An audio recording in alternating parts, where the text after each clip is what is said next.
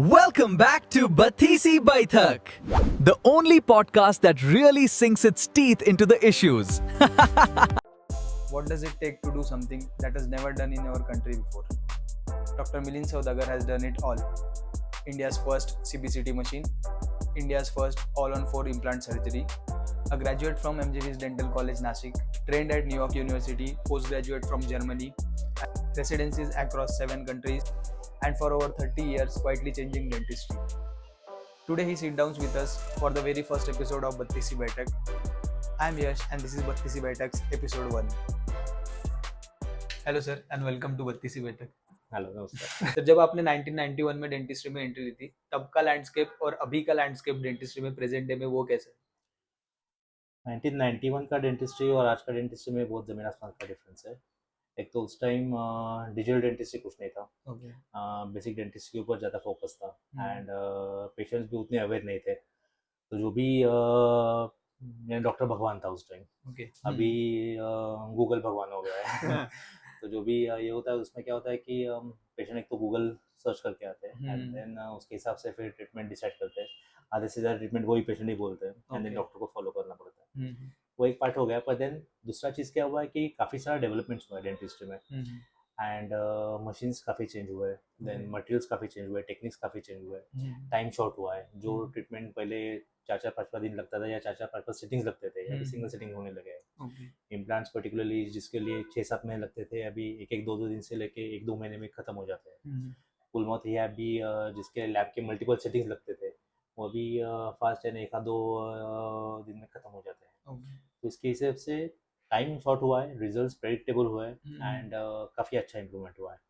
तो आपका 1991 में क्या मोटिवेशन था कि डेंटिस्ट्री में ही क्यों आना है तब के वक्त? 80-90% लोगों का यूजुअली आज भी ऐसा ही ये है कि एमबीबीएस में एडमिशन नहीं मिलता तो डेंटिस्ट में जाते हैं, ऐसा ही होता है। काफ़ी सारे बच्चे जिनके पेरेंट्स डेंटिस्ट रहते हैं उनके लिए ये रहता है कि अगर बिजनेस आगे कंटिन्यू करना है तो वो डेंटिस्ट हो जाते हैं। बाकी हम लोग जैसे जिनका आगे पीछे कोई मेडिकल फील्ड में नहीं था तो एक्चुअल ऐसा होता है कि मेडिकल में पहले ट्राई करो, पर मेडिकल नहीं होता है तो फिर डेंटिस्ट्री में। डेंटिस्ट्री इतनी बड़ी ब्रांच है वो एक्चुअली पता नहीं था कि इतना सब करना पड़ता है उसमें, और ये था तो ऐसा एज सच मोटिवेशन कुछ नहीं था। पर हमारे एक डॉक्टर थे, डॉक्टर राजीव गार्गिल करके, तो फैमिली डेंटिस्ट थे। तो उनके पास एक बार ऐसे ही बैठा हुआ था 10th-12th एग्जाम के बाद एंड देन उनका जो एक एटमॉस्फेयर देखा कि रिलैक्स होके काम कर रहे हैं, थोड़ा म्यूजिक चालू है, ये चालू है, तो उसके हिसाब से लगा कि ये भी अच्छा एक फील्ड है, पर डेंटिस्ट में इतना बड़ा ये रहेगा ऐसा मालूम नहीं था। तो एज सच मोटिवेशन नहीं था, पर ओनली थिंग इज कि मेडिकल में नहीं मिला तो देन ओके। तो उस दौरान सर वो 5 ईयर के दौरान आपको कौन गाइड कर रहा था? फैमिली में कोई नहीं था गाइड करने को मेडिकल फील्ड फैमिली में कोई नहीं गया था गाइड करेंगे। हमारे प्रोफेसर्स और टीचर्स काफ़ी अच्छे थे। एक्चुअली हमारा पहला बैच था तो कॉलेज का बिल्डिंग भी नहीं था उस टाइम। पर हुआ क्या था कि जितने भी सारे प्रोफेसर्स थे वो सारे आउट ऑफ नासिक के थे, कुछ नासिक के भी थे और मेजोरिटी नासिक के बाहर के थे। तो हम लोग क्या करते थे, और हम लोग का लेक्चर्स का ऐसा टाइमिंग फिक्स नहीं था। कभी कभी सुबह 7 बजे लेक्चर चालू होते, कभी कभी रात को 8-9 बजे लेक्चर चालू होते। क्योंकि क्या होता था कि जो भी प्रोफेसर जो ट्रेन से आता है या उस टाइम ट्रेन एक ही सोर्स था बाहर से आने के लिए, और प्लेन्स तो ऑब्वियसली था ही नहीं यहाँ पे, एंड जो जिस टाइम पे आता था उस टाइम लेक्चर चालू होते थे। तो हम लोग बीच में जो बातें करते थे तो उस टाइम ऐसे बातें होती थी कि क्या स्कोप है, कैसा होना है। तो काफ़ी सारे टीचर्स गाइड करते थे उस टाइम कि ये ऐसा ऐसा है, ये ऐसा अगर करते जाओगे तो ये बेनिफिट रहेगा। और उस टाइम प्रैक्टिस का फोकस ऐसा था कि नहीं, आज ऐसा ड्रीम नहीं था कि आज प्रैक्टिस चालू किया तो कल गाड़ी खरीदना है, परसों बंगला बांधना है, परसों एक बड़ा क्लिनिक करना, ऐसा नहीं था। उस टाइम हम लोग का ड्रीम था कि जो हम लोगों ने क्लिनिक्स देखे थे वो 2 रूम क्लिनिक्स वगैरह ऐसे ही होते थे कि एक रूम में डॉक्टर काम करता था, एक रिसेप्शन का रूम रहता था। तो उसके हिसाब से हम लोग प्लान करते थे। पर देन ओनली थिंग इज कि काफ़ी सारे डेंटिस्ट या काफ़ी सारे प्रोफेसर्स हम लोग को बोलते थे कि आप आराम से प्रैक्टिस करो, शांति से करो, क्योंकि स्ट्रेसफुल जॉब रहता है।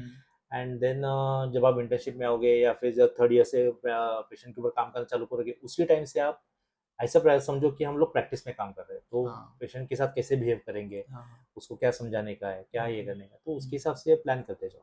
तो देन पर वो मोटिवेशन काफ़ी अच्छा था।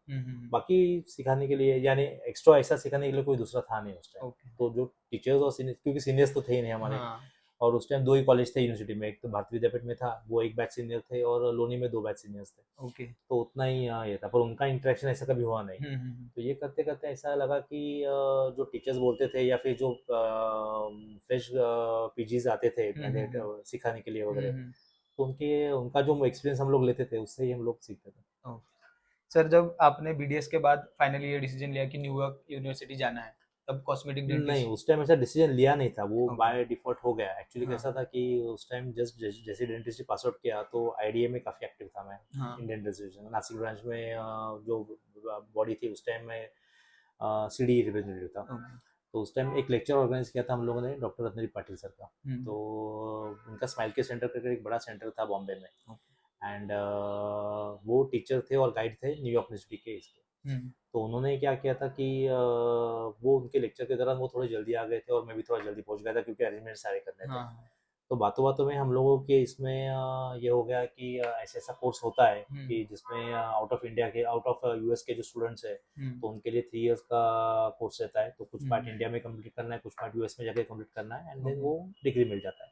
और उन्होंने क्लियर बोला था कि वो डिग्री से इम्पोर्टेंस वो जो नॉलेज मिलता है वो काफ़ी अच्छा है, तो एटलीस्ट वो करो। तो उस टाइम ऐसा यानी कभी नासिक के बाद मैक्सिमम बॉम्बे तक गया था। तो उसके बाद कहीं हम लोग गए नहीं थे। इन द सेंस उस टाइम सिनेरियो काफ़ी ये था। तो उस टाइम डायरेक्ट यूएस का ये बोला तो घर पे सब लोग हैरान हो गए कि यार यूएस जाएगा, सब लोगों को लगा कि वहीं पे जाके सेटल हो जाएगा ये। पर ऐसा नहीं था। पर हम लोगों ने क्या सोचा था कि एक्चुअल प्रैक्टिस भी चालू हुआ था उस टाइम। तो बोला कि एटलीस्ट सीखने के लिए कुछ तो मिलेगा क्योंकि कॉलेज में एक लिमिटेड ये रहता है, एजुकेशन का रहता है। फिर भी हमारे टाइम काफ़ी अच्छा सीखने को मिला था कि जब सीनियर्स नहीं थे तो हम लोगों ने काफ़ी अच्छा काम किया था। सर्जिकल इंस्पेक्शंस किए थे, फिर पेरियो सर्जरीज में फ्लैप्स किए थे, प्रोस्थेटिक्स में क्राउन एंड ब्रिज वर्क किया था। तो जो प्रैक्टिस के लिए चाहिए बेसिक काम वो आता था, पर अपग्रेड करना है तो कुछ ना कुछ और एक्स्ट्रा चाहिए था। तो हम लोगों ने कि एटलीस्ट चलो ठीक है, इंडिया का जो कोर्स है वो इंडिया का कोर्स करके देख लेते क्या कंडीशन है, उसके बाद यूएस का यूएस देखेंगे। तो 95-96 से लेके वो कोर्सेज चालू है। उस टाइम कैसा होता था कि फ्राइडे सैटरडे संडे ऐसा कोर्स होता था बॉम्बे में, एवरी अल्टरनेट सैटरडे संडे जाना पड़ता था। तो फ्राइडे शाम को प्रैक्टिस खत्म करके रात को बस पकड़ के जाने का, सुबह 6 बजे वहाँ पे बॉम्बे, क्योंकि वहाँ पे बॉम्बे जाने के लिए उस टाइम 6-7 घंटे लगते थे। तो सुबह 6-7 बजे बॉम्बे पहुँचने का, फ्रेश होके 7:30 बजे बैंड्रा में उनका सेंटर था वहाँ पे पहुँचने का। 8 बजे कोर्स चालू होता था तो शाम को 6 बजे तक कोर्स कंटिन्यू रहता था। उस टाइम कैसा था कि एवरी वीक कुछ भी टॉपिक रहता था। अभी समझो ये वीक में सैटरडे संडे में एंडो का टॉपिक्स है, तो एंडो के जो भी बेस्ट डॉक्टर्स उस टाइम थे, डॉक्टर अनिश नवरे थे, डॉक्टर पीडी जोशी थे, तो ये सब आके वहाँ पे सिखाते थे। तो पूरा एंडो का जैसा पीजी को एंडोज आता था वैसा हम लोगों को एंडोज आता था। सेकेंड संडे सैटरडे संडे प्रोस्तो का होता था, डॉक्टर अजय शेट्टी सिखाते थे। देन पेरियो में डॉक्टर कुमार स्वामी थे, यानी जो टॉप मोस्ट डॉक्टर्स उस टाइम थे, तो जिन्होंने एक्चुअल डेंटिस्ट इंडिया में काफ़ी सारे चेंजेस किया था, तो वो लोग काफ़ी सिखाते थे। हम लोगों ने ऑर्थो भी काफ़ी अच्छा सीखा, डॉक्टर कराड़ वहाँ पे पार्टनर थे, तो उन्होंने सिखाया था। डॉक्टर रत्नदीप पाटिल खुद कॉस्मेटिक डेंटिस्ट सिखाते थे। काफ़ी सारी ऐसी चीज़ें सीखने को मिली या देखने को मिली कि जो हम लोगों ने कभी देखा ही नहीं था। कॉम्पोजिट हैंडलिंग वगैरह उतना नहीं आता था, या फिर कॉम्पोजिट हम लोग डायरेक्ट बाय करके यहाँ पे हम लोग काम करते थे, पर वो एक्चुअल कैसा यूज़ करना है, उसका बेसिक प्रिंसिपल क्या है, एचिंग का प्रिंसिपल, बॉन्डिंग का प्रिंसिपल, कौन सा जनरेशन हम लोग यूज़ कर रहे हैं, क्या कर रहे हैं, वो सारे जो डिटेल में सीखने को मिला। उसके बाद वो मोटिवेशन हुआ कि कुछ अलग करने का है। एंड वो काम जब हम लोग आके यहाँ पे पेशेंट्स के ऊपर करते थे तो पेशेंट का सेटिस्फेक्शन भी काफ़ी अच्छा ये होता था कि अरे आज काम किया, बिल्कुल पेन नहीं हुआ, ये हुआ, उसका सेटिस्फेक्शन अच्छा है। कॉम्पोजिट किया तो एकदम एस्थेटिक्स मैच हो गया, तो वो मोटिवेशन होता गया। फिर उसके आस्ते आस्ते फिर हम लोग चलो अभी किया, चलो तो कंप्लीट ही करेंगे। तो ऐसा करके फिर बैंक लोन लेके यूएस जाके फिर वो काम कंप्लीट किया।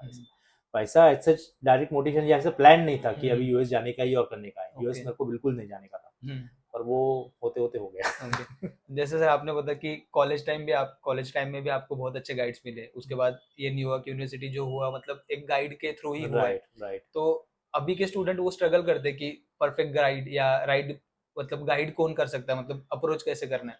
तो क्योंकि हमारे मतलब मैं भी उसी इसमें से जा रहा हूँ कि गाइड बोलना किसको, मतलब किसको करना है, क्योंकि अब सबका अलग अलग सिनेरियो रहता है। सब या तो अर्बन सिटीज में से कोई रहता है, कोई एकदम टाउन में से रहता है।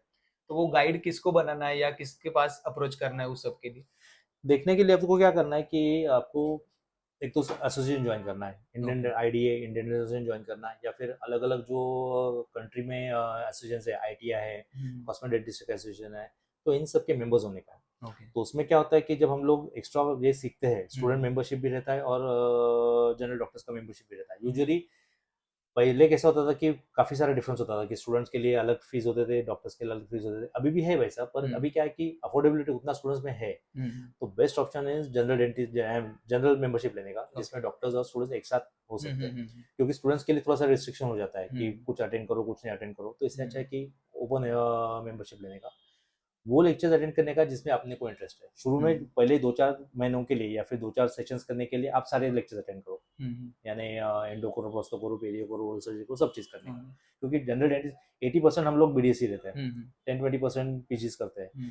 तो अपने को अगर पूरा प्रैक्टिस करने का है, यानी जनरल डेंटिस्ट करने का है, तो अपने को क्या करने का है कि सारे कोर्सेज एक तो पहले करने का, उसमें से अपना इंटरेस्ट कौन सा है वो अपने को सिलेक्ट करने का है। अभी समझो कॉस्मेटिक में करने का है, या फिर कॉस्मेटिक यानी ऐसा नहीं कि सिर्फ दांत व्हाइट किया या एलिमेंट्स किया तो कॉस्मेटिक होता है। कॉस्मेटिक एक बड़ा ब्रांच है, उसके दो वर्ड है, एक कॉस्मेटिक और एक एस्थेटिक।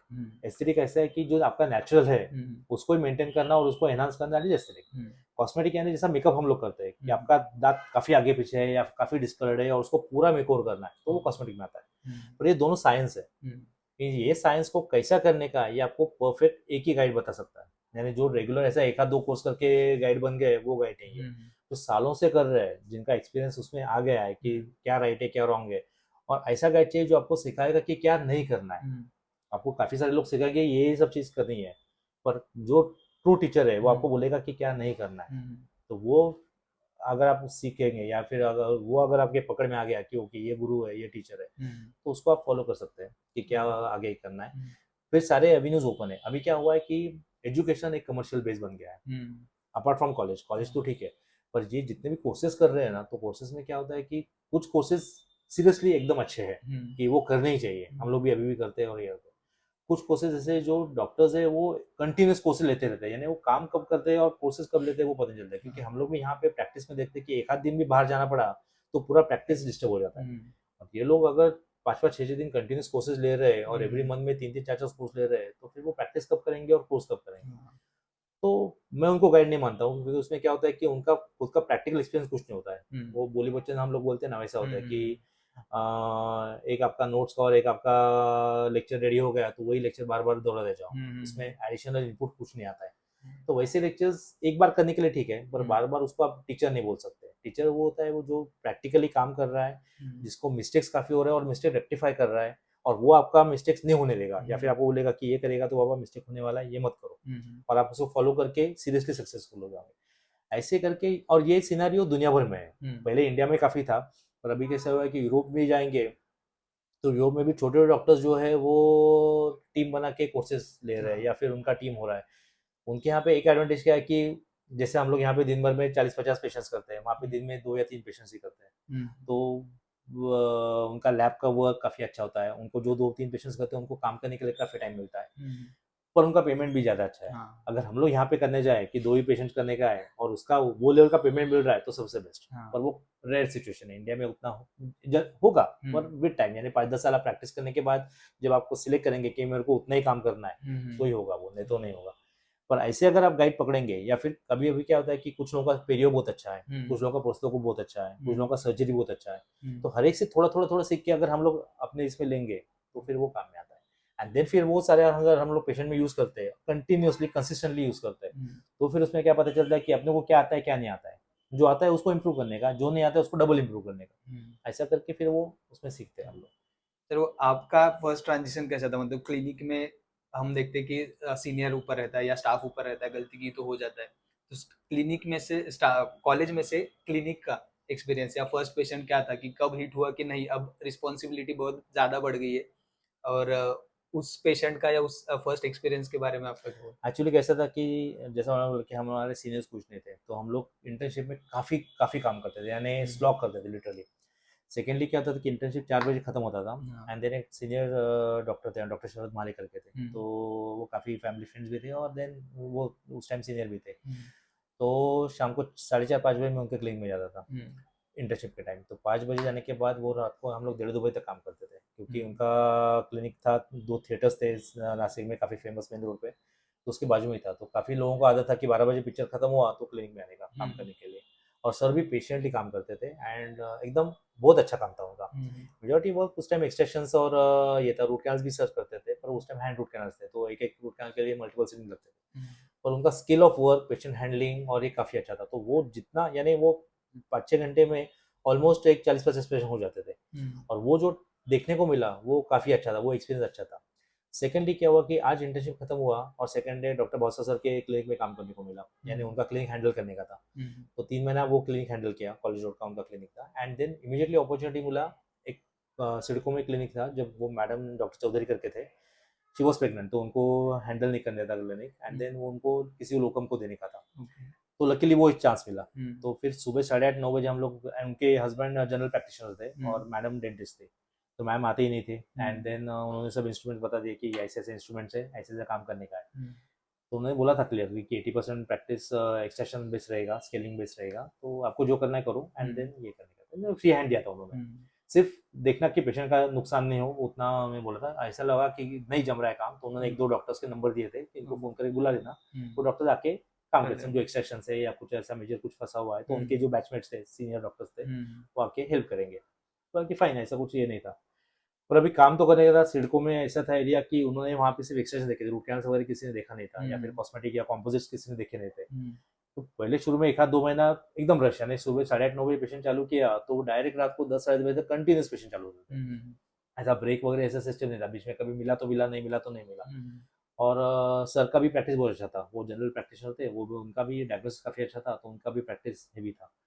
तो वो होते होते फिर ऐसा हुआ कि पता ही नहीं चला कि कब काम चालू किया, कब ये हुआ। एक्सटेंशन हम लोग करते थे, शुरू में 1-2 दांत टूटे भी होंगे और वो निकालते, यानी वो हैबिट हो गया। उस टाइम जितने एक्सटेंशंस किए, और क्या होता था कि बाहर 15-20 पेशेंट बैठे हैं, अंदर टाइम नहीं काम करने के लिए, तो फटाफट काम करना है। तो जो हाथ उस दर साफ हुआ या फिर जो फटाफट काम करने का प्रैक्टिस हुआ, तो उसे ऐसा ट्रांजिशन फेज पता ही नहीं चला कि अभी अपने को रिस्पॉन्स कुछ आने वाला है, कुछ नहीं। और वहाँ पे परसेंटेज बेसिस पे काम था, यानी हम लोग क्या करते थे कि सर मेरे को 40% देते थे, 60% उनका शेयर था, और मटेरियल्स और लैब पार्ट उनका ही था, और 40% मेरे को ही मिलना था। तो हम लोग उस टाइम कैलकुलेट करते थे कि ये मटेरियल कितना लगेगा, ये लगेगा, ये लगेगा। तो थोड़ा सा फाइनेंशियल मैनेजमेंट उस टाइम चालू हुआ था ये करने के लिए। सेकेंडली क्या हुआ था कि लैब का पार्ट्स भी था, तो लैब वहाँ पे कोई आता नहीं था सिडको में, यानी वो बहुत ही ऐसा आउट ऑफ सिटी एरिया था। सिटी में सारे डॉक्टर्स कॉन्सेंट्रेटेड थे, और सिडको में थोड़ा सा एरिया ये था। तो लैब वालों को बुलाना, फिर उनको शेड दिखाना, ये करना, तो वो थोड़ा थोड़ा अजीब हुआ। तो पेशेंट को भी अच्छा लगना चालू हुआ, अरे अपने लिए कुछ बाहर से आदमी आ रहा है, वो देख रहा है कैसा है। तो शेड मैचिंग वो कंसेप्ट नया वहाँ पे चालू हुआ था। तो वो नाम फैलते फैलते फैलते गया, एंड देन ऐसा लगा कि वहाँ पे थोड़ा अच्छा काम हो रहा है कंपेयर टू बाकी अदर प्लेसेस। तो काफी सारे पेशेंट का फ्लो बढ़ना चालू हुआ। तो बारिश हो, धूप हो, छाँव हो, पेशेंट्स बहुत आते थे। एंड देन वो पूरा रश, यानी सर को एक्सटेंड करना पड़ा था कि क्लिनिक का वो एरिया की जहाँ पे वेटिंग हो और ये हो, तो उसमें करते करते फिर जब हम लोगों ने यहाँ पे क्लिनिक चालू किया, तो इधर का भी टाइम, तो वहाँ पे फिर क्या करना पड़ा, सर को बोलना पड़ा कि अभी नहीं आऊँगा वहाँ पे। एंड देन दूसरे जो मेरी बैच के एक डॉक्टर थी, वो उसने वहाँ पे ज्वाइन किया। पर फिर भी पेशेंट पूछ के आते थे यहाँ पे। वो एक्चुअली थोड़ा सा गलत था, मैंने भी एड्रेस नहीं दिया था कि मैं यहाँ पे शिफ्ट हो रहा हूँ, पर वो एड्रेस को ढूंढना बड़ी बात नहीं है। तो यहाँ पे जब चालू किया 97 में, यहाँ पे चालू 96 में वहाँ पे पूरा करता था मैं। 97 में यहाँ पे जब चालू किया तो वेटिंग पीरियड ऐसा कुछ था ही नहीं। तो चालू किया तो सुबह जैसे ही उधर का आदत था, 8:30 बजे मैं क्लिनिक में आता था, आज भी 8:30 बजे आता हूँ। तो 8:30 बजे आता था, तो पेशेंट कभी कोई वेटिंग भी थे और ये भी था। पर उस टाइम मेरा NYU का भी कोर्स चालू था, यानी बॉम्बे। तब मेरे को पता चला कि हम ऐसा प्रैक्टिस करेंगे जो पूरा मास प्रैक्टिस रहेगा, तो हम लोग आगे बढ़ नहीं पाएंगे। उस टाइम अपॉइंटमेंट सिस्टम चालू किया। अपॉइंटमेंट सिस्टम नासिक में बहुत रेयर था कि ये अपॉइंटमेंट देके आपको आने का है, और अपॉइंटमेंट बाई चांस मिस हुआ तो फिर पेशेंट से प्यार से हम लोग बात करते हैं कि सर ऐसा ऐसा है कि आज आपका अपॉइंटमेंट 9 बजे का था, आप 10 बजे आ गए, अभी 10 बजे का पेशेंट आया हुआ है, तो मेरे को अभी थोड़ा सा काम करना पड़ेगा, थोड़ा काम मैं कल वापस करूंगा। शुरू में 1-2 पेशेंट को बुरा लगा, पर जब उनको पता चला कि ऐसा ऐसा हो रहा है कि क्यों सिस्टम फॉलो करना है, और हमने डे 1 से ऑटोक्लेव रखा था, वो बॉयलर बेलर सिस्टम नहीं था, तो ऑटोक्लेव ही था। क्योंकि NYU का वो उसका फायदा हुआ था कि NYU का जो कोर्स चालू होता तो उनके कुछ स्ट्रिंजेंट गाइडलाइंस थे कि आपके क्लिनिक में ये सब चीजें होनी चाहिए, उसके बिना आप प्रैक्टिस नहीं कर सकते या फिर आप प्रेजेंट नहीं कर सकते। तो ऑटोक्लेव उनका फर्स्ट क्राइटेरिया था कि क्रॉस कॉन्टेमिनेशन नहीं होना चाहिए था वो। तो उस टाइम ऑटोक्लेव्स थे, वो कुकर जैसे ऑटोक्लेव्स थे। बाद में ऑटोक्लेव जो फर्स्ट, एक्चुअली वो भी हम लोगों ने फर्स्ट ऑटोक्लेव नासिक में लिया था, बी क्लास ऑटोक्लेव था। तो वो ऑटोक्लेव्स और ये सब लिए बिना प्रैक्टिस नहीं होता था। तो पेशेंट को जब हम लोग समझाते थे कि क्रॉस कॉन्टेमिनेशन नहीं होना है, आपका इंस्ट्रूमेंट स्टरलाइज करके रखना है, आपका सेट्स अलग प्रिपेयर करके रखेंगे, पाउचेस कैसा होता है, जब वो पेशेंट को हम लोगों ने एजुकेट करना चालू किया क्यों अपॉइंटमेंट इंपॉर्टेंट है, उसके बाद सारे सिस्टम चालू हो गए। तो ऐसा वेटिंग पीरियड में उसमें यानी ट्रांजिशन फेज पता ही नहीं चला। तो पेशेंट को भी आदत लग गई ये सब करने की, हम लोग की भी आदत लग गई, और फिर जो फॉलो करते थे वो एज ए ट्रेंड फिर चालू हुआ कि अपॉइंटमेंट से ही आप आ जाओ, अपॉइंटमेंट से ही काम करो, ले लो। तो इतनी मास प्रैक्टिस में या फिर एवरीडे आपकी प्रैक्टिस में क्लिनिक पे फिर आपने वो कोर्स कैसे परस्यू किया, मतलब बाकी लोग स्ट्रगल करते कोर्सेस होंगे। इवनिंग में, आई मीन सैटरडे संडे होता तो सैटरडे संडे छुट्टी लेना पड़ता था। हाँ तो कभी कभी संडे होता तो सैटरडे बंक करके, यानी सैटरडे का कोर्स कभी कभी मिस करना पड़ता था कि अच्छा हाँ समझो रिपीट हो रहा है या फिर ये हो रहा है सैटरडे, पर इवनिंग को जाके वहाँ पे काम करके रात को वापस आने का, एंड देन हाँ। मंडे मॉर्निंग वापस। तो उसमें रेस्ट या गैप ऐसा कुछ नहीं था। तो ऐसा नहीं था कि आपको कोई रिप्लेस करे आपकी क्लिनिक पे उस या टाइम कोई रिप्लेसमेंट नहीं सेकेंडरी। था, पहले हाँ 5 साल रिप्लेसमेंट नहीं था। उसके बाद फिर एक डॉक्टर आई थी, she was very good, doctor hmm Ashwini करके थी, लोनी से आई थी वो। हम्म एंड देन वो कुछ महीने रही थी, एक्चुअली मेरी बैचमेट था एक डॉक्टर बोदले करके, उसकी सिस्टर थी वो। ओके तो वो आई थी, एंड देन शी उसने क्या किया था कि चेकअप्स या फिर बेसिक हैंडलिंग या फिर कुछ ड्रेसिंग चेंज करना है वगैरह, ऐसा कुछ छोटा मोटा काम उसने हैंडल करना चालू किया, एटलीस्ट पेशेंट मैनेज होते थे। तो फिर मेरे को थोड़ा सा एक्स्ट्रा और एडिशनल करने का टाइम मिला। एंड देन वो 5-6 महीने जाने के बाद उसकी बैचमेट डॉक्टर अनुषा करके, वो अभी भी है क्लिनिक में। जब से वो आई है तब से मेरा 80% हेडेक ही निकल गया। तो अभी प्रोस्थेटिक का पूरा लास्ट 10-15 साल से वही हैंडल कर रही है। प्लान प्रोस्थेटिक्स हो या फिर पेशेंट मैनेजमेंट हो, प्रैक्टिस मैनेजमेंट जिसमें पेशेंट को प्लान बोलना पड़ता है या फिर पूरा डिस्कस करना पड़ता है, एक्चुअली उसके लिए बहुत टाइम लगता है। पेशेंट को कन्विंस नहीं करना होता एक्चुअली, अपने को कन्विंस करना होता है कि ये ट्रीटमेंट उसको करनी चाहिए। तो पेशेंट को वो बोल के और उसके लिए क्यों बेनिफिशियल है, अगर एक बार ये बोल दिया पेशेंट को, तो और वो पेशेंट कन्विंस, उसको फोर्स नहीं करना कि आपको ये करना है, ऐसे ही करना है, ये नहीं करेंगे तो ये हो जाएगा, ऐसा नहीं। आपके लिए क्या बेनिफिशियल है ये है, आप जो चाहे ओपिनियन ले सकते हैं, पर ये बेस्ट ऑप्शन है। उसके बाद पेशेंट विंडो शॉपिंग करके आता है, और जब उसको पता चलता है कि अरे हाँ ये डॉक्टर ने ये बोला था, उसका रीजन ये है, और बाकी डॉक्टर ने बोला नहीं है, क्योंकि उनको पेशेंट चाहिए, तो फिर वो क्या करते हैं, शॉर्टकट बोलते हैं कि फिर ये चलो ऐसा नहीं, आपको ये चाहिए ना, आपके हाँ में हाँ मिलाएंगे, ऐसा नहीं होता। तो जो एथिकली राइट है, जो पेशेंट के लिए बेस्ट है, जो मेडिकली फिट है, अगर हम पेशेंट को बोलते हैं तो देन वो पेशेंट कन्विंस हो जाता है। तो वो अभी काम 80% वो संभाल रही है, इसलिए वो मैनेज हो जाता है। तो जो आपने ऑल ऑन 4 सर्जरी की थी, उस सर्जरी के पीछे मतलब आपको गाइड करने के लिए कौन था, क्योंकि आप पहली बार परफॉर्म कर रहे थे वो, या फिर मतलब इतने बड़ी फैटर्निटी में वो पहली बार परफॉर्म हो रही थी यहाँ पे, तो उस प्रोसीजर के दौरान आपके मन में क्या थॉट्स थे कि मुझे करना चाहिए कि नहीं, या मैं ही क्यों करूँ, वो सेकंड थॉट नहीं आया क्या वो प्रोसीजर इतनी बड़ी करते हो? नहीं, एक्चुअली उस टाइम गाइड करने के लिए भी कोई नहीं था। एंड हम लोगों ने क्या हुआ था कि नोबल बैकर की कंपनी थी, वो इंडिया में फर्स्ट टाइम लॉन्च हुई थी। वो लॉन्च हुई थी 2006 में मार्च में। तो मार्च में उनका कैसा था कि वर्ल्ड शो चल रहा था कि एवरी कंट्री में जाके जो बड़े बड़े सिटीज है वहाँ पे वो 2-2 3-3 दिन का सिम्पोजियम लेते थे। उन्होंने क्या किया था कि सैटेलाइट रेंट पे लिया था, जो मेन सैटेलाइट है, और सारे सर्जरीज ट्रांसमिट करते थे। 3 सेंटर्स थे, एक ऑस्ट्रेलिया में था, एक जापान में था, एक यूएस में था। वहाँ से सर्जरीज ट्रांसमिट करते, लाइव सर्जरीज देखने को मिलते थे सिम्पोजियम में। ऐसा फर्स्ट टाइम हुआ था कि लाइव सर्जरीज देखने को मिल रहे हैं। यूजुअली कॉन्फ्रेंस में क्या होता था कि जो प्री और पोस्ट ऑफ फोटोज दिखाते हैं वैसे ही होता था, तो ऐसा उनका कुछ ये नहीं था। पर लाइव सर्जरीज देखने के लिए फर्स्ट टाइम था वो। और जो ऑल ऑन फ्लोर का सर्जरी हुआ तो वो कंसेप्ट काफी अच्छा था, जिसमें बायोमेटेरियल्स को यूज नहीं करना है। आप सारे एनाटॉमिकल लैंडमार्क्स बाईपास करते हो, क्योंकि उसमें क्या होता है कि साइनस को बाईपास करके आपको एंगल इम्प्लांट डालना है। मेंटल नर्व है या फिर इंफ्राइलर नर्व है, पीछे बोन नहीं रहता, तो उसको बाईपास करके इम्प्लांट डालना है। एंड सेकेंडली ऐसा था कि वो 1 डे में आपको दांत लगाना है। पर वो कंसेप्ट ऐसा था कि वो वही इम्प्लांट्स, वही उसके ऊपर के पार्ट्स, और वही जो भी उन्होंने जो प्रोटोकॉल सेट किया था उसके हिसाब से ही काम करना है, उसमें एक भी स्टेप बाईपास नहीं करना है। अगर वही आप फॉलो करते हैं तो उसका सक्सेस रेट 98% था। तो वो जब डॉक्टर ने सर्जरी दिखाया था तो वो काफी हम लोग इम्प्रेस हो गए थे कि अरे ये बेस्ट सर्जरी है। काफी सारे डॉक्टर्स जो जिन्होंने सर्जरी देखने के लिए आए थे या फिर जो कॉन्फ्रेंस में थे वो गाली दे रहे थे, क्योंकि इम्प्लांट उस टाइम कंसेप्ट था कि स्ट्रेट इम्प्लांट डालना है। इम्प्लांट स्ट्रेट डालना, उसमें क्या ये था आड़े टेढ़े इम्प्लांट डालना, यानी सब लोग गाली दे रहे कि इसमें एक्सियल लोड कैसा आएगा, क्या आएगा। तो वो बोल रहे थे। तो फिर मैंने क्या किया था कि जो doctor inventor doctor Paulo Morgan थे, तो उनसे बात की थी कि ये ऐसा कंसेप्ट क्या है, क्यों है, क्योंकि जिन्होंने इन्वेंट किया था उनको तो काफी सारी परेशानियां झेलनी पड़ी थी वर्ल्ड वाइड में। उनके ऊपर केसेस भी हुए थे, उनका लाइसेंस निकाल दिया था इम्प्लांटोलॉजी में, उनसे उनको निकाल दिया था। तो फिर काफी सारे स्ट्रगल करके फिर जब उन्होंने सक्सेस रेट दिखाया कि 5-10 साल का सक्सेस रेट ऐसा है, तो उसके बाद वो सर्जरी अप्रूव हुआ था।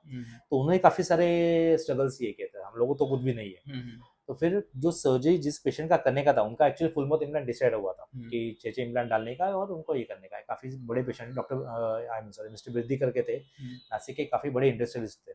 एक गुरु गोविंद सिंह स्कूल थे, उनके ट्रस्टीज थे वो। एंड काफी कोऑपरेटिव पेशेंट थे, सीनियर पेशेंट, 60-70 साल के बुजुर्ग थे। तो वो बोले कि हम लोग करेंगे। तो उन्होंने खुद, जब मैंने उनको बोला कि सर आपका ऐसे केस में एक तो बोन ग्राफ्टिंग करना है, बोन ग्राफ्टिंग करके अपने को इम्प्लांट डाला, 3-4 महीना वेट करके ये करना, कि 3 महीना बेटा टाइम नहीं है, 3 महीना ऐसे विदाउट डाल के कैसे घूमूंगा मैं, और डेंचर्स तो बिल्कुल पॉसिबल नहीं थे क्योंकि मेरे रोज मीटिंग्स रहते हैं, रोज फॉरन के क्लाइंट्स आते हैं, रोज मिलना होता है, तो क्या करना है, तो कि ये एक ऑप्शन है पर ये कभी किसी ने किया नहीं है, हम लोग फर्स्ट टाइम करने वाले, आप फर्स्ट पेशेंट रहेंगे तो क्या करने का है, तो उन्होंने बोला कि आपको कॉन्फिडेंस है, बोला कि हाँ सर जी तो मैं कर लूंगा, मेरे को भी कॉन्फिडेंस है, बिंदास करेंगे। तो मार्च में ये डिसाइड हुआ था और फिर बोला कि 1-2 महीने लगे क्योंकि मटेरियल्स और ये सब आने वाले थे। तो हम लोग मार्च 26 के बाद, 26 मार्च को ये हुआ था और 19 सर्जरी 19 मई का सर्जरी डिसाइड हुआ, 18-19 कुछ तो भी डेट था। उस 2 महीने में मैंने और डॉक्टर अनुज ने, हम लोगों ने वो सर्जरी यूट्यूब के ऊपर, जो हम लोग रिकॉर्ड किया था यूट्यूब के ऊपर, वो नोबल बार के साइट पे था, कम से कम 200-300 बार सर्जरी देखी होगी कि क्या है, कैसा स्टेप है, ईच एंड एवरी, यानी हम लोग आग बंद भी करेंगे तो हम लोगों को वो सर्जरी दिखता था।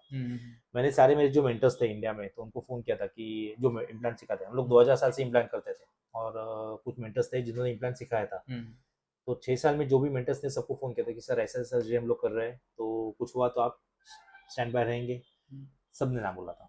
उस टाइम बहुत बुरा लगा था कि यार जिसके ऊपर हम लोग ट्रस्ट करते हैं या फिर ऐसा है।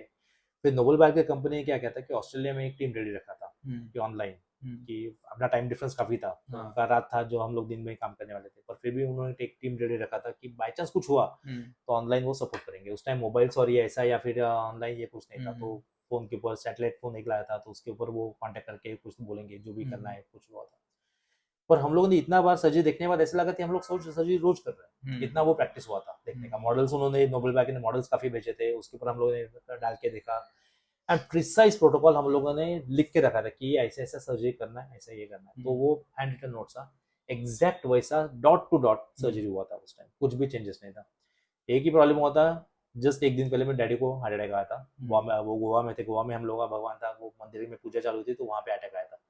अभी वो टेंशन ऐसा था कि सेकेंड सर्जरी, डैडी एडमिट है और सीवियर फैमिली में फर्स्ट अटैक है, यानी किसी को एक्सपीरियंस भी नहीं, वो उसका भी एक्सपीरियंस किसी को नहीं था कि क्या करना है, कैसे करना है। मेरे भाई था वहाँ पे, डॉक्टर से बात किया मैंने गोवा में कि सर ऐसा ऐसा है और सेकेंड सर्जरी है, काफ़ी सारे मीडिया के लोग यहाँ पे है, डॉक्टर्स प्रेजेंट है, वर्ल्ड वाइड उसका रिकॉर्ड होने वाला है, तो क्या करें।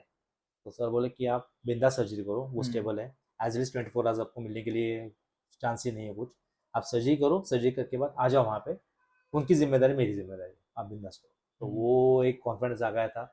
और जब सर्जरी चालू हुआ तो ऐसा 1 मिनट की भी लगाने की कुछ अलग काम कर रहे हैं, वो एक प्रिसाइज टीम वर्क था, नोबल की भी टीम थी, उनका भी काफ़ी अच्छा ये था, सपोर्ट था, एंड हमारी टीम थी जो गर्ल्स एकदम रेडी थे, डॉक्टर शाह अनुषा थी, मैं था, लैब के लोग आए थे, क्योंकि उसमें प्रोटोकॉल ऐसा था कि डेंचर इमीडिएटली लगाना है, यानी सुबह सर्जरी खत्म हुआ, दोपहर को डेंचर लैब में काम करेगा एंड शाम को डेंचर लगाने का है, वो लगाने का ही है फिक्स डेंचर। तो वो भी लैब को ट्रेनिंग नहीं था, तो लैब को भी हम लोगों ने पहला महीना भर बैठ के ट्रेनिंग किया था कि ऐसे ऐसे डेंचर बनाना है, उसके अंदर होल्स लगाना है, उसके अंदर प्रोटोकॉल करके वो लगाना है। तो वो इतना क्लॉकवर्क था कि उसमें गलती होने का चांस ही नहीं था, गलती से भी गलती नहीं होने वाला था वो। तो वो पर प्रिपरेशन उस टाइम पता चला कि प्रिपरेशन होता है तो कैसा होता है।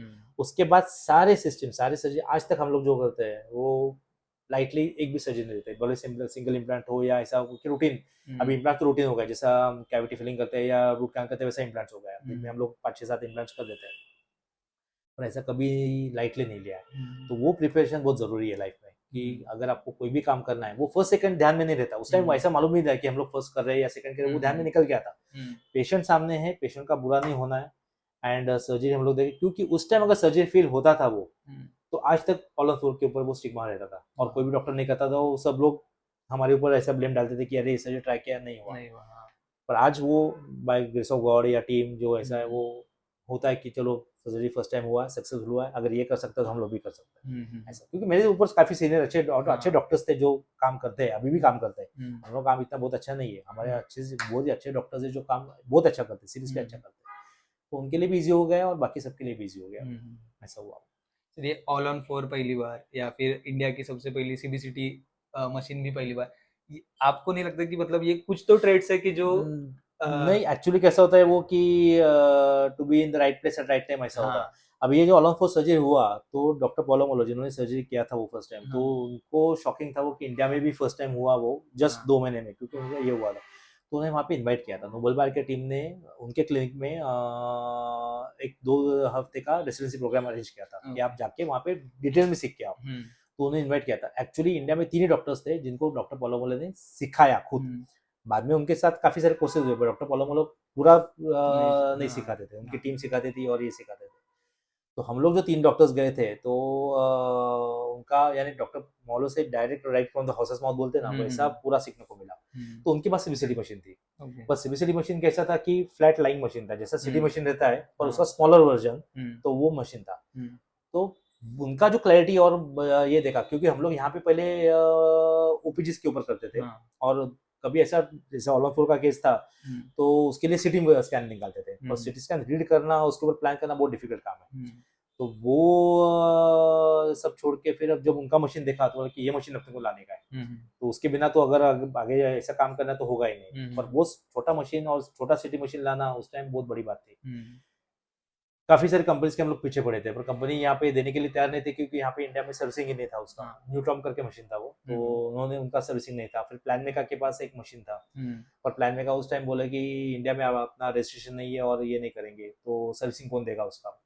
काफी साल यानी 1-2 साल हम लोग 2009 तक, यानी 2006 में सर्जरी किया था, 9 तक 3 साल हम लोग काफी पीछे पड़े थे कि कोई तो भी सीबीसीडी मशीन दे। फिर बाद में सिरोना का कंपनी इंडिया में आई, और सिरोना के पास वो सीबीसीडी मशीन था। इमीडिएटली हम लोग जर्मनी गए, जर्मनी में सिरोना का वो मशीन बुक किया। उन्होंने अच्छा ट्रेनिंग दिया कि क्या मशीन है, उसका क्या फायदा है, क्या नहीं है। डॉक्टर आशीष मित्तल करके थे जो सिरोना के इंचार्ज थे उस टाइम, विला इंडिया करके डिस्ट्रीब्यूटर थे। तो इनका सपोर्ट लेके हम लोग सिरोना गए, सिरोना कंपनी में पूरा ट्रेनिंग लिया। तो उनसे सीबीसीडी मशीन, 2 चेयर्स जो इंडिया में वापस फर्स्ट टाइम आए थे, चेयर्स, ऑटोक्लेव्स, हैंडपीस स्टरलाइजर्स थे उस टाइम। हैंडपीस स्टरलाइजर भी किसी के पास नहीं था उस टाइम, तो हैंडपीस स्टरलाइजर्स, ऑटोक्लेव्स वो सब लेके आए। एंड देन वो सपोर्ट से फिर उनके प्रेसिडेंट वाइस प्रेसिडेंट भी आए थे कि नासिक क्या चीज है, और बॉम्बे पुणे, उन्होंने बॉम्बे बैंगलोर ऐसे नाम सुने हुए थे, नासिक कोई नाम।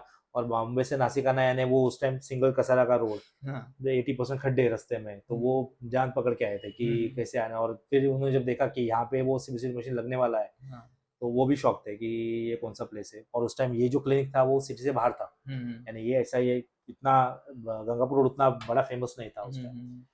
तो फिर उनको डाउट में थे कि यहाँ पे मशीन लगाने का या नहीं लगाने का और क्या करने का है। बट जब बाद में उनको पता चला कि ये लगने के बाद ऑलमोस्ट 40-50 पीजीज ने इसके ऊपर रिसर्च किया है, थीसिस उनका बनाया था। काफ़ी सारे कॉलेज के स्टूडेंट्स आते थे, अपने कॉलेज के आते थे, धूला से आते थे, पुणे से आते थे, क्योंकि मशीन उस टाइम नहीं था। बाद में गवर्नमेंट के नॉर्म्स आ गए कि हर एक कॉलेज में सीबीसीडी मशीन होना जरूरी है, क्योंकि उसके एडवर्टाइज काफ़ी थे कि रेडिएशन एक्सपोजर कम था, ये था, काफ़ी सारे यानी प्रिसाइज था, आपको रेगुलर सीडी निकालने की जरूरत नहीं थी। तो ऐसा करके करके फिर हो गया। वो ऐसा उस टाइम भी ऐसा नहीं था कि फर्स्ट ही लगाने का, ऐसे करने का। अपने पेशेंट को क्या जरूरत है, एम सिर्फ ऐसा था कि अपने पेशेंट को ऐसा कुछ भी लगना नहीं चाहिए कि यहाँ पे अपने को बेस्ट ट्रीटमेंट नहीं मिल रहा है, जो अगर मैं यूएस में रहता था या फिर यूरोप में रहता था वहाँ पे अपने को बेस्ट ट्रीटमेंट मिलेगा, यहाँ पे नहीं मिल रहा है, ऐसा पेशेंट को फील नहीं होना चाहिए। इसलिए जो भी था वो पेशेंट के लिए था। पर उस चीज का आपको फर्स्ट होने का बेनिफिट आपकी प्रैक्टिस में बहुत आया होगा कि बेनिफिट मेरे लिए बहुत था, पेशेंट्स के लिए बहुत था।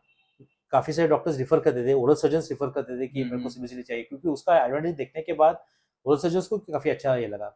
डॉक्टर्स के मन में डर था कि अगर पेशेंट रिफर करो, पेशेंट वापस आएगा नहीं आएगा। पर हम लोग किसी दूसरे डॉक्टर का पेशेंट हम लोग एंटरटेन नहीं करते थे, सिर्फ स्कैन निकाल के उसको स्टडी देके भेज देते, तो उसको चेकअप भी नहीं करते थे। काफी सारे पेशेंट बोलते थे कि सर आप एक बार चेक करके देखो कि जरूरत है या नहीं है, समझा। हम लोग कुछ नहीं करते थे, समझाने के लिए सिर्फ दिखाते थे कि ये ऐसे ऐसे प्रॉब्लम है, आगे क्या करना है आपका डॉक्टर स्पेशलिस्ट है, उनको मालूम होगा, हमारे पास सिर्फ मशीन है इसलिए है। पर किसी और डॉक्टर का पेशेंट हम लोगों ने कभी आज तक ट्रीट नहीं किया कि मेरे पास मशीन है, आ जाओ, पेशेंट ने क्लिनिक देख लिया, अच्छा है तो आप अभी यहीं पे ट्रीटमेंट करेंगे, नहीं, आप जाओ ट्रीटमेंट वहाँ पे कंप्लीट करेगा, आगे का आगे देखें, ऐसा करके था। तो वो बेनिफिट पेशेंट्स के लिए काफी अच्छा था। काफी सारे डॉक्टर्स को भी, एएनटी वालों को काफी ज्यादा उसका फायदा हुआ, क्योंकि साइनसेस देखने को मिलते थे। एएनटी भी पहले क्या था कि ओपीजी के ऊपर देखते थे या फिर वाटर व्यू के ऊपर उनका ये था, पर सीबीसीडी में क्लियर साइनसेस, एयरवे पूरा जब देखने को मिलता था तो वो भी एकदम खुश होते थे। तो काफी सारे एएनटीज पेशेंट भेजते थे, ट्रॉमा के लिए भेजते, क्योंकि टीएम जॉइंट देखने के लिए दूसरा स्कोप ही नहीं था, कुछ जागोमा फ्रैक्चर्स के लिए दूसरा स्कोप नहीं था।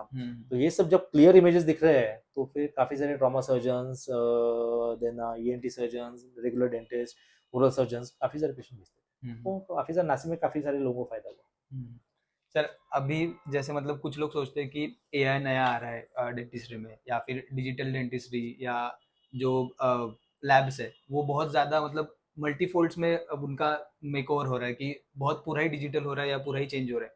अगर डेंटिस्ट को या फिर किसी बच्चे को उस चीज़ में जानना है, या फिर ये क्लिनिकल छोड़ के कि मैं मेरी लैब चलाऊंगा, मतलब स्पेसिफिकली लैब चलाऊंगा और सारे डेंटिस्ट को या सारे इसको मेरे से ही सप्लाई जाने का जाएगा, तो उस चीज़ में इनोवेशन कैसे लाए? मतलब अगर किसी को वो फील्ड में जाना है, तो वो फर्स्टली किसको ट्राई करे? मतलब लैब्स को ट्राई करे या कंपनीज को पूछे? उस चीज़ में कैसे जाना है, मतलब डेंटिस्ट्री को छोड़ के? बेस्ट ऑप्शन कैसा है, एआई डेंटिस्ट में नया है ही नहीं। हम्म एआई डे वन से डेंटिस्ट में था, जो अपने सारे सॉफ्टवेयर थे, जो आरबीजी के सॉफ्टवेयर थे, वो सारे एआई बेस्ड थे। हम्म एआई जस्ट एक वर्ड अभी नया है आईटी में, इंडस्ट्री में। डेंटिस्ट्री या मेडिकल फील्ड में एआई काफी टाइम से था। तो ये था। डिजिटल डेंटिस्ट्री भी काफी टाइम से है। डिजिटल डेंटिस्ट्री जो हम लोगों ने सर्जिकल गाइड भी फर्स्ट टाइम इंडिया में यूज किया था, ऑल ऑफ सर्जिकल जो गाइड के साथ यूज किया था, वो भी 2006 में हम लोगों ने फर्स्ट सर्जरी किया गया था, जिसमें सर्जिकल गाइड यूज करके ऑल ऑफ होता था। वो हम लोग प्रोसेरा से इंपोर्ट करते थे। प्रोसेरा नोबल बैगे का ही एक ये था, तो वो यूएस से या जापान से आता था, क्योंकि उनके ऐसे 2 या 3 लैब्स थे, जैसा ऑस्ट्रेलिया में एक था, जापान में था, यूएस में था। तो अपना यूएस या स्वीडन में भी एक लैब था जहाँ उनका हेड ऑफिस है। तो हम लोग क्या करते थे कि स्कैन निकाल के डेटा पूरा वहाँ पे भेजते थे, एंड देन वो लोग वहाँ पे डिजाइनिंग हम लोगों ने किया था वो अप्रूव करके वहाँ से सर्जिकल गाइड भेजते थे। तो वो भी as a part of AI और पार्ट ऑफ डिजिटली था। तो लैब्स भी ट्रेन हुए थे। लैब्स अभी जो कैडकैम आया है वो डिजिटल डेंटिस्ट्री में काम हुआ है। डॉक्टर क्रिश्चियन कुशमन करके एक बहुत बड़े डेंटिस्ट है, और जो बहुत बड़े टेक्नीशियन है वर्ल्ड में, one of the best technician और वन है। तो वो टेक्नोलॉजी में बाप है डिजिटल डेंटिस्ट्री देखा जाए तो। और जिनका अगर फादर ऑफ डिजिटल डेंटिस्ट्री देखा बोला जाए तो डॉक्टर क्रिश्चियन कुशमन है। उनके भी काफ़ी सारे जो कंटेम्प्रेरीज है वो भी काफ़ी अच्छे ये काम करते हैं। पर अगर अपने को उस लेवल में जाने का है, या फिर किसी बच्चे को उसमें जाने का है, तो उसको पहले बेसिक डेंटिस्ट से आना जरूरी है। डेंटिस्ट में पेशेंस करना जरूरी है, उसने पेशेंट के ऊपर काम करना जरूरी है कि प्रॉब्लम्स क्या आते हैं। अगर आपको क्राउन डिजाइन करना है तो कौन से बेसिस पे काम करेंगे? कंप्यूटर के ऊपर काम करना है तो कोई भी आयरा वगैरह भी कर सकता है। पर अगर आपको बायोमाइमेटिक क्राउन बनाना है या फिर बायोलॉजिकल क्राउन बनाना है, तो उसमें बायोलॉजी में क्या क्राउन बनाएंगे, क्या डिजाइन देंगे, अगर आपको ऑक्लूजन मालूम नहीं है, आपको टीएमजे क्या है मालूम नहीं है, आपको टीएमजे का रिलेशन विद बॉडी का क्या है, स्पाइन के साथ क्या है, चलने के साथ क्या है, फिट के साथ क्या है, हेडेक के साथ क्या है, वो अगर मालूम नहीं है और आप रैंडमली काउंट बनाते हैं तो आपको गड़बड़ हो जाएगी। आपको डेंटल मटेरियल साइंस मालूम नहीं है। जिरकोनिया 2 ही कंपनीज है वर्ल्ड वाइड, एक जापान में, एक जर्मनी में, जो प्योर जिरकोनिया बनाती है। बाकी सारे जिरकोनिया जो आते हैं उसमें रिडक्टिव मटेरियल्स रहते हैं। तो सस्ता जिरकोनिया आपको यूज करना है या महंगा यूज करना है, ऐसा नहीं कि महंगा यूज किया तो बहुत अच्छा है, पर क्वालिटी सर्टिफिकेशन कौन सा यूज करना है, कौन से कंपनी का यूज करना है, वो अगर आपको मालूम नहीं है और आप रैंडमली चलो मैं आपको सिर्फ 500 रुपए देने वाला हूँ तो मेरे को, और आपको जिरकोनिया मेरे को देने का ही है, तो आप 500 रुपए वाला जिरकोनिया यूज करने वाले हैं। पर समझो दूसरा डॉक्टर आपको 1000 रुपए देने वाला है, तो आप 500 वाला जिरकोनिया यूज करने वाला है या 1000 का जिरकोनिया यूज करने वाले है, वो आपका माइंड आपको बोलने वाला है। पर आपको मालूम होना चाहिए कि एथिकली आपको क्या यूज करना है। तो आप मेरे को सपोर्ट करेंगे या दूसरे डॉक्टर को सपोर्ट करेंगे, आपको मालूम होना चाहिए, क्योंकि अल्टीमेट बेनिफिट या लॉस जो भी होने वाला है वो पेशेंट का होने वाला है। तो वो बिजनेस अगर आप छोड़ के अगर एथिक्स में जाएंगे तो फिर आपको वो आगे जाके आपको काफ़ी सारी चीज़ें आपको पता चलेगी कि ये सब चीज़ें अपने को करने की है, या फिर उसमें टेक्नोलॉजी, तो आपको आपके डॉक्टर्स आपको ज्वाइन होंगे। तो आपको क्या करना है कि आपको आप बेसिक ट्रेनिंग डेंटिस्ट में होना चाहिए। आप कुछ साल, जो भी है, कुछ महीने बोलो या कुछ साल बोलो, आपको वो काम करना है विथ क्वालिटी। आपका जो भी लैब है उसके साथ, तो आपको प्रॉब्लम क्या आते हैं वो आपको मालूम होना चाहिए। फिर जब आप लैब सेटअप करेंगे उसमें क्या क्या इंस्ट्रूमेंट बेसिक से एंड तक लगने वाले हैं वो सारे आपको मालूम होना चाहिए। पहले कैसा होता कि लैब टेक्नीशियन साहब इस सारा काम करता, प्लास्टरिंग भी करता था, मॉडल स्पोर करता था, सेंटरिंग करेगा, कास्टिंग करेगा, पोर्सिलिन फर्नेस में डालेगा, उसका सेंटरिंग करेगा, पॉलिशिंग करेगा, सारे काम उसमें करने। अभी ये सारे काम मशीन करते हैं, तो वो करने की जरूरत नहीं है। पर हम मशीन का सेटिंग आपको मालूम होना चाहिए। जो रेजिन्स आपको मिलते हैं, रेजिन्स में काफी सारे क्वालिटीज है, 10 रुपए से लेके 1 लाख रुपए तक रेजिन्स है। तो आपको कौन सा यूज करना है और हर एक का क्या क्या प्रॉपर्टीज है वो आपको कंपनी में जाके उसका ट्रेनिंग लेना जरूरी है। अभी 2-3 कंपनी जैसे एवोक्लार कंपनी है जो पूरा ट्रेन आपको करेगी लैब सेटअप करने के लिए, शोफू है, जीसी कंपनी है, तो काफी सारी कंपनी जो आपको ट्रेन करेगी। तो आपको वो मटेरियल्स लाने के बाद आपको फिर डॉक्टर्स का मीटिंग लेना है, आपके जो भी डॉक्टर्स है, कंटेम्प्रेरीज है, जो आपके बैचमेट्स है, कि बॉस ये मटेरियल यूज करने के बाद ये पेशेंट का फायदा होने वाला है, पर ये यूज करने के बाद ये मेरा एक्स अमाउंट ऑफ फीस होने वाला है। तो उसमें से आपको सिलेक्ट करना है। आपको 100 डॉक्टर्स की जरूरत ही नहीं है, आपको 5 डॉक्टर्स अच्छे मिले जो आपका वर्क को क्या बोलते हैं उसको, आपके वर्क के साथ सेटिस्फाई हो जाएंगे, या फिर आपको वो प्रेज करेंगे कि ये काम अच्छा है, या फिर उनको समझ में आएगा कि इसका क्वालिटी बेटर है, वो समझना उनको जरूरी है। अगर वो हो जाता है, वो 5 डॉक्टर्स को लेके आप लाइफ लॉन्ग काम कर सकते हैं। और फिर वो पेशेंट्स भी वो डॉक्टर को छोड़ेंगे नहीं, वो डॉक्टर आपको छोड़ेंगे नहीं, आप वो कंपनी को छोड़ेंगे नहीं, क्योंकि आपको मालूम है कि क्वालिटी क्या है। जिसको क्वालिटी समझ में आया वो सुधर गया। बाकी कच्चा मिट करके फायदा नहीं है, यानी अभी भी 100 पेशेंट्स करके बिल्कुल नहीं होता है, क्योंकि अपना उतना स्टेमिना ही नहीं है, या फिर टाइम ही नहीं है। आप मैक्सिमम 10-12 घंटे काम कर सकते हैं। 10-12 घंटे में कितना काम करेंगे? हर एक पेशेंट करने के लिए अगर आधा घंटा आपको लगता है, तो 12 घंटे में आप 6 पेशेंट कर पाएंगे, या फिर मैक्स 24 आवर्स पेशेंट कर पाएंगे। पर वो 24 पेशेंट में अगर आप बातें करते करते ये करेंगे, या फिर उसको समझाते ये करेंगे, तो आपको 24 पेशेंट पॉसिबल ही नहीं। उसके लिए आपको टीम चाहिए, टीम चाहिए, आपका स्टाफ अच्छा उतना चाहिए, जो फटाफट बीच में 2 पेशेंट के बीच में आपका इंस्ट्रूमेंट्स रेडी रखे, आपका मटेरियल रेडी रखे, आपका अपॉइंटमेंट शेड्यूल रेडी रखे। वो अगर होता है तो ही आप काम कर पाएंगे। वैसे जो स्ट्रेट गेट वे नहीं है क्या, मतलब हम या एज ए डेंटिस्ट अब हमने किसी कंपनी को अप्रोच किया कि मुझे मेरे एरिया में या ये नहीं है, अभी लैब नहीं है उतनी जो फुल्ली फंक्शनली उतने एफिशिएंसी पे काम करती है, मुझे आपके कंपनी के साथ काम करके सेटअप करना है। आप कर सकते हैं, पर आपका अगर एक्सपीरियंस ही नहीं रहा, तो आप डॉक्टर क्या बोल रहा है वो को समझ में कैसे आएगा? क्योंकि लैब में कैसा होता है कि काफी सारी चीजें, जैसे इंडिया में हम लोगों ने जुगाड़ सिस्टम रहता है। जुगाड़ हम लोग यहाँ पे, अगर आपको जुगाड़ करना है, या फिर कोई भी डॉक्टर 100% आपको काम नहीं देगा वो, कि अगर मेरे को क्राउन कटिंग करना है तो text book picture crown cutting नहीं देगा। वो डॉक्टर की गलती नहीं, वो पेशेंट के मुंह में वैसा प्रॉब्लम है। पेशेंट के मुंह में अगर उतना एरिया नहीं है, या उतनी जगह नहीं है काम करने के लिए, या फिर उसका पेरियो बहुत बेकार है, या फिर सारी चीजें पेशेंट रेडी नहीं करने के लिए, तो उसमें अगर आपको क्राउन एडजस्ट करना है, तो आपको वो एक्सपीरियंस चाहिए कि मैं इसमें कैसे डिजाइन करूँ। आप डॉक्टर को बोल नहीं सकते कि बॉस ये ऐसा नहीं है, आपका पेरियो गंदा है, आपका कटिंग अच्छा नहीं है, मेरे को वापस दो, तो डॉक्टर आपका बोलेगा नहीं, क्योंकि दूसरा वाला ऑलरेडी उसका काम कर रहा है। तो आपको वो एक्सपीरियंस होना चाहिए कि आप ये सिस्टम कैसे करें। जुगाड़ सिस्टम नहीं करना है आपको, पर प्रैक्टिकल है वो, तो कुछ काम करना पड़ेगा। 90% नहीं करना पड़ेगा, पर 10% आपको करना पड़ेगा। तो अगर आपको एक्सपीरियंस चाहिए, मटेरियल का हैंडलिंग का एक्सपीरियंस आपको करना पड़ेगा। तो मटेरियल जितना लॉस होता रहेगा, क्योंकि कंसेप्ट कैसा है इंडिया में एटलीस्ट, कि गारंटी वारंटी पे चलता है। अगर आपने एक क्राउन बना के दिया तो उसका 5 साल 10 साल गारंटी रहता है। अगर वो क्राउन टूट गया तो आपको वो फ्री में रिपेयर करना है। तो आपका वो पड़ेगा क्या, वो आपको देखना पड़ेगा। तो जो बड़े लैब्स हैं उनको वो मटेरियल में हो जाता है कि या फिर उनका बल्क वॉल्यूम रहता है, तो उसमें वो 1-2 क्राउन रिपेयर करना ईजी है। कभी कभी वो मटेरियल काफी अच्छा यूज करते हैं जिसमें रिपेयर करने की जरूरत नहीं पड़ती है। पर अगर आपको वो स्टार्ट से करना पड़ता है, तो क्लिनिक से ज्यादा इन्वेस्टमेंट आपको लैब में है। यानी समझो क्लिनिक में आप 1 लाख इन्वेस्ट करने वाले, तो लैब में आपको 10 लाख इन्वेस्ट करना है, वो रेशो है। तो उसके हिसाब से अगर आपका एक्सपीरियंस नहीं रहा, तो आपको लैब में ज्यादा लॉस होने का चांसेस है। तो आपका डायरेक्ट गेटवे नहीं किया तो ज्यादा बेटर है, क्योंकि लैब ट्रेनिंग लेना बहुत जरूरी है। आपको हर एक चीज, आपको अगर डिजिटल में एंटर करना है तो आपको एनालॉग वर्ल्ड मालूम होना जरूरी है। अगर आपको एनालॉग्स मालूम नहीं होगा, तो आपको डिजिटल में, आप डेंटिस्ट ही हो, लैब हो, कोई भी फील्ड हो, आपको जब तक कैलकुलेटर नहीं आता है, आप कंप्यूटर के ऊपर कैलकुलेशन नहीं कर सकते। तो आपको एनालॉग आना बहुत जरूरी है। तो अभी के डेंटिस्ट्री में या डेंटिस्ट को ये गो टू सेंटेंस है कि अभी डेंटिस्ट्री में बहुत कंपटीशन बढ़ गया है, या फिर क्राउड बहुत ज्यादा हो गया, डेंटिस्ट बहुत ज्यादा हो गए, पॉपुलेशन कम हो गए, ऐसे क्लिनिक ज्यादा हो गई है। इस सेंटेंस को कैसे टैकल करना है, या और फिर इस कंपटीशन को, अगर है कंपटीशन, तो इस कंपटीशन को आगे जाके मतलब टैकल कैसे, रेडी कैसे होना है? कंपटीशन वर्ड ही नहीं है। कंपटीशन सिर्फ अपने से होता है, दूसरा जो भी है वो कंपटीशन में नहीं है। अगर हम खुद से कंपटीशन करते हैं, आज मैंने ये काम किया, कल इससे बेटर करूंगा, तो वो कंपटीशन है। सारे फील्ड में कंपटीशन है, देखा जाए तो मेडिकल फील्ड में है, स्पोर्ट्स में है। अभी आईपीएल चल रहा है, आईपीएल में सारे लोग अच्छे खेल रहे हैं, पर कितने लोग मेन इंडिया टीम में जाते हैं? नहीं जाते, उनका लाइफ खत्म हो जाता है, पर वो इंडिया में खेलने को नहीं मिलता है। तो कंपटीशन वो वर्ड नहीं, कंपटीशन वो डेली स्ट्रगल है, उसको कंपटीशन बोलते हैं। खुद से अगर अच्छा काम करते हैं, अगर समझो अभी इंडिया में at the moment 4 lakh dentist है, तो 4 लाख डेंटिस्ट से आपका अगर कंपटीशन करने जाए, तो आप 4 लाख डेंटिस्ट में से क्या अलग है? अगर समझो मैं पेशेंट हूँ, आप डॉक्टर है, तो मगर मेरे को ये सब डेंटिस्ट छोड़ के आपके पास आना है, तो क्यों आऊँ? तो वो रीजन आपको मेरे को देना है। आपका क्लिनिक बहुत बड़ा है, वो शोशा देख के पेशेंट नहीं आता है, पेशेंट देख के आएगा कि आपका हाथ कैसा है। आप फर्स्ट सिटिंग में मेरा पेन आप निकालने वाले हैं या नहीं निकालने वाले? पहला सिटिंग में ही अगर आपने मेरा पेन बढ़ा दिया, तो फिर मैं सेकंड सिटिंग आपके पास नहीं आने वाला हूँ, तो वो खत्म। यानी वो आपका कॉम्पिटिशन भी चालू हो जाएगा, आपका डेली स्ट्रगल चालू हो जाएगा। वो नहीं है, इसके लिए आपका नॉलेज होना बहुत जरूरी है। दूसरा चीज, पेशेंट आया तो उसको पकड़ लिया, दबोच लिया, बिठा दिया, काम चालू किया, वो नहीं होना चाहिए। उसका समझ लेना पेशेंट को बहुत जरूरी है कि उसका क्या है। हम्म, उसका पेन कंट्रोल करना है तो पेन कंट्रोल करने के लिए अलग अलग तरीके से मेडिकेशन है, बेसिक ट्रीटमेंट चालू करना है जिससे उसका पेन जाएगा, पर वो आपको मालूम होना चाहिए। हम्म, अगर बहुत सीवियर थ्रॉबिंग पेन है तो रूट कैनाल चालू करने के बाद पेन जाना चाहिए, पर हम्म, रूट कैनाल के इंडिकेशंस भी है, सिंगल सेटिंग रूट कैनाल करना है या टू सेटिंग रूट कैनाल करना है।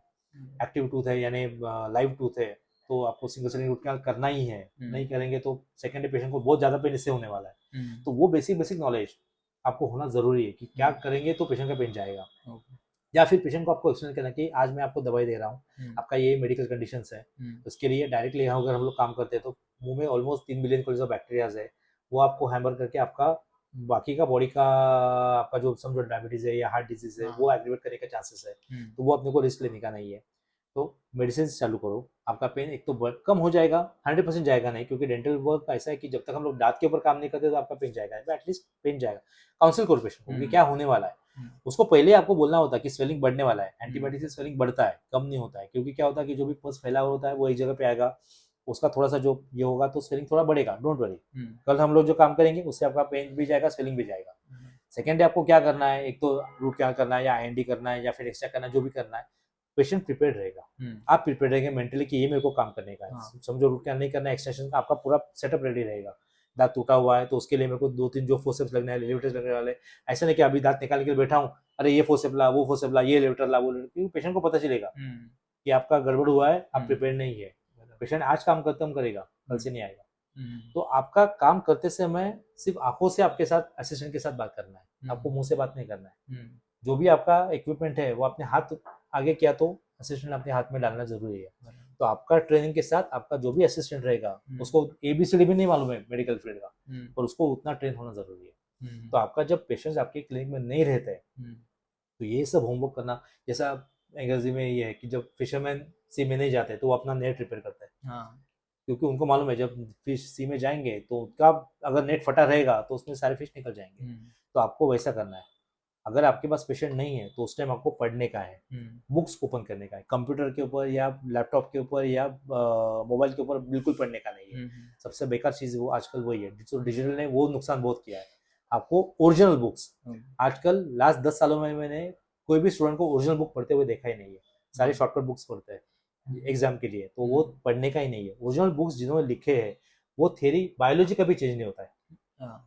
अभी जो बुक्स निकले हैं वो शॉर्टकट बुक्स निकले हैं, एग्जाम पास करने के निकले, और जो चेंजेस ऑथर को लगा है वो लिख रहा है। ऑथर का एक्सपीरियंस कितना है वो अपने को देखने का है। ओरिजिनल बुक जो ऑथर ने लिखे हैं वो काफी सालों का रिसर्च करके उनका एक्सपीरियंस से करके वो उन्होंने लिखा हुआ है, तो वो आपको पढ़ने हैं। आपको दूसरा चीज पढ़ना है कि आपका असिस्टेंट जो है उसको ट्रेन करना है, आपके पास क्या मटेरियल्स है क्या नहीं है और कैसे आप लाएंगे उसके बारे में आपको सोचना है, आपके फाइनेंशियल्स के ऊपर आपको वर्क करना है। तो ये सब चीजें बैक ऑफ द माइंड आपका 24 आवर्स चालू रखना जरूरी है।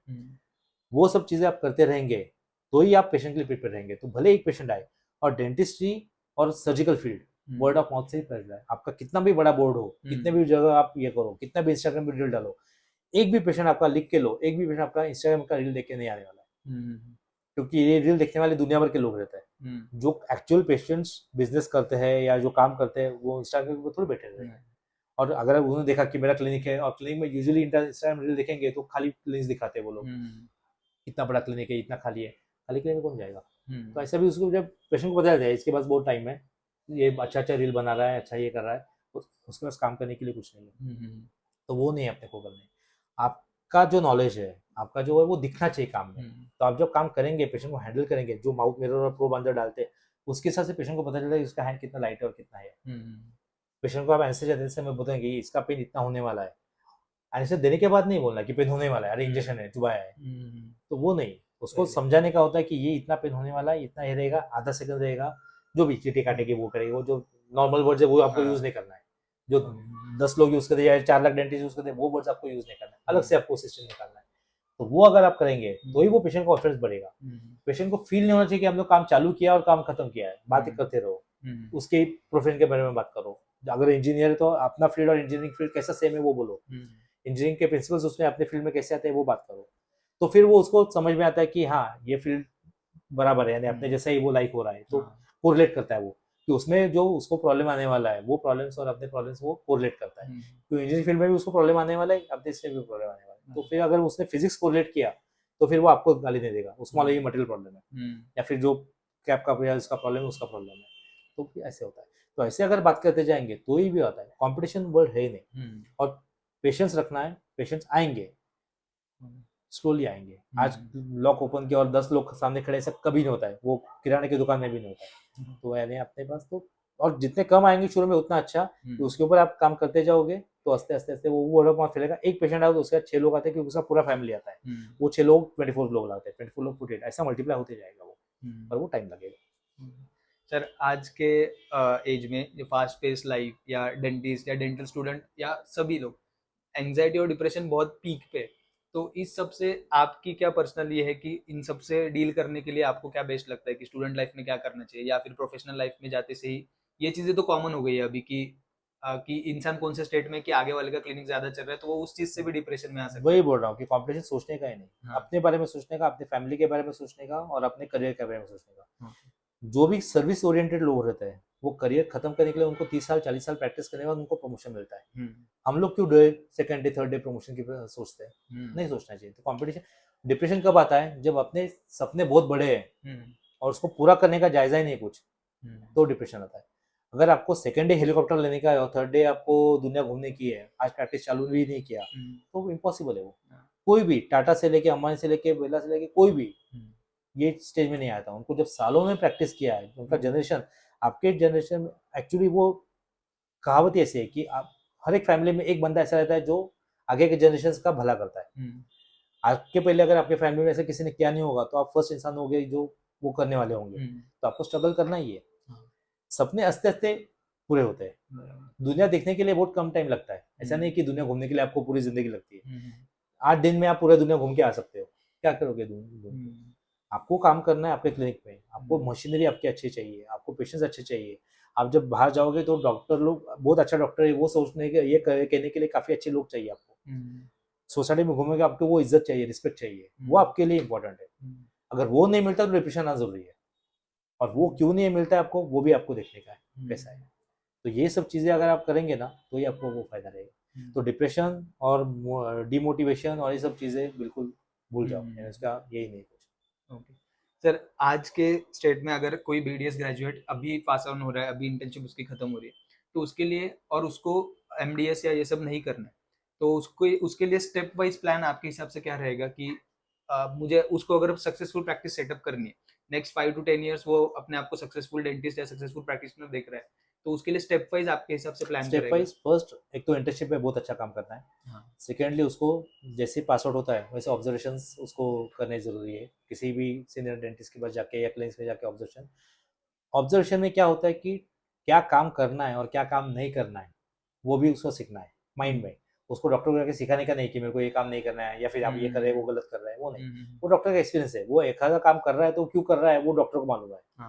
आपको सीखने का है कि वो क्यों कर रहा है, बिना बात किए, पेशेंट के सामने नहीं।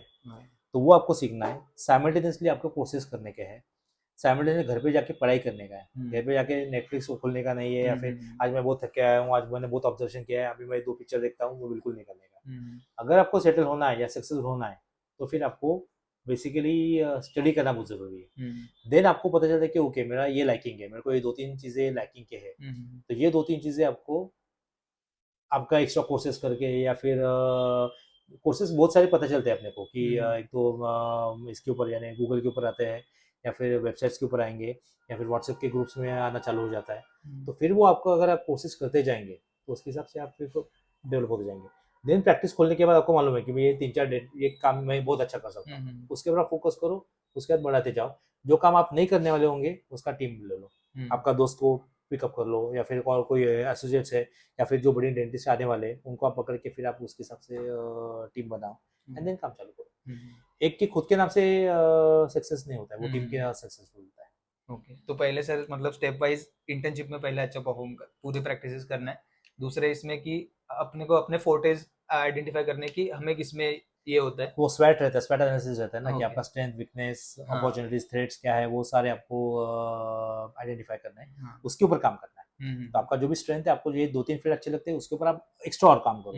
जो आपका ऐसा लगता है वीकनेस, जैसे अभी मेरा ऑर्थो वीकनेस है, मैं ऑर्थो कभी किया ही नहीं, डे 1 से लेके ऑर्थोडोंटिस्ट आते हैं वो करते हैं, मेरे को उसमें इंटरफेयर करना ही नहीं है, तो क्यों हेडेक लूँ मैं, क्यों मेरे को और डिप्रेशन लूँ कि मेरे को ऑर्थो आता नहीं है, अलाइनर्स आते नहीं है, मेरे को क्या करना है, ऑर्थोडोंटिस्ट करता है, मेरा काम हो रहा है ना, मेरे तो पेशेंट सर को मिलता है। वो अगर मतलब वीकनेस पे अगर काम करते गए तो परफेक्ट टाइम कब है कि अपन क्लिनिक मतलब डाले करके? 1 साल 1.5 साल अगर आप ऑब्जर्व करते हो हाँ। और उसके बाद आपको कॉन्फिडेंस आता है कि मैं काम कर सकता हूँ, ओके, तो चालू कर देना।